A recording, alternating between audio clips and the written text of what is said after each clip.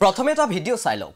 नरेंद्र मोदी जी के प्रभावी नेतृत्व में भारतीय रेल न सिर्फ देश को एक सूत्र में पिरोने का बल्कि पर्यटन को भी बढ़ाने का अहम माध्यम बन गई। या वंदे भारत, अमृत भारत और नमो भारत ट्रेन पहाड़र माजेरे केने सुंदर परिवेशर माजेरे गति करिছে भारतीय रेले भाबिले मनটো ভাল লাগি যায়।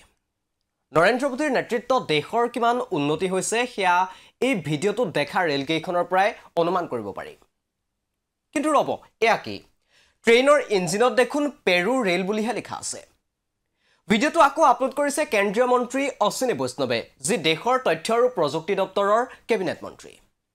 ভিডিও চাই দেশৰ বিকাশৰ সপোন দেখাসকলৰ একেকোবেই স্বপ্নভংগ হৈ পৰিল। এগৰাকী মন্ত্ৰীৰ বিভাগটোৱে স্থাপন কৰিব বিচাৰিছিল এটা ফেক্ট চেক ইউনিট। চৰকাৰে নতুনকৈ উপস্থাপন কৰা আইটি আইনৰ আওতাত এই ইউনিটটো খোলাৰ যোজনা চলাইছিল চৰকাৰে। যে ফেক্ট চেক ইউনিটৰ কাম হ'ব ইন্টাৰনেটত কোনো ভুৱা খবৰ বিয়পিলে সেই খবৰ চিনাক্ত কৰি তাক ইন্টাৰনেটৰ পৰা ডিলিট কৰি দিয়া বা ভুৱা বুলি চিহ্নিত কৰি দিয়া। চৰকাৰৰ এই সিদ্ধান্তত জনসাধাৰণে ভয় খালে যদি এই ফেক্ট চেক ইউনিটে চৰকাৰৰ ভুলবোৰ আঙুলিয়াই দিয়া তথ্য ভুৱা বুলি ডিলিট কৰি দিয়ে তেতিয়া নাগৰিকৰ বাক স্বাধীনতাই দেখোন নোহোৱা হৈ পৰিব। আদালতেও ইয়াক অসাংবিধানিক বুলি উল্লেখ কৰিলে। কিন্তু ভাবি চাওক যদি এই ফেক্ট চেক ইউনিট এতিয়া কাৰ্যকৰী হৈ থাকিলহেঁতেন তেতিয়া অশ্বিনী বৈষ্ণৱৰ এই ভিডিওটো তেওঁৰ বিভাগটোৱে ভুৱা বুলি ডিলিট কৰিবলৈ সাহস কৰিব পাৰিলেহেঁতেন নে?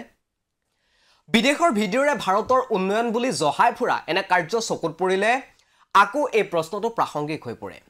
সঁচাই দেশৰ উন্নতি হৈছেনে? জনাওক আমাৰ কমেণ্ট বক্সত।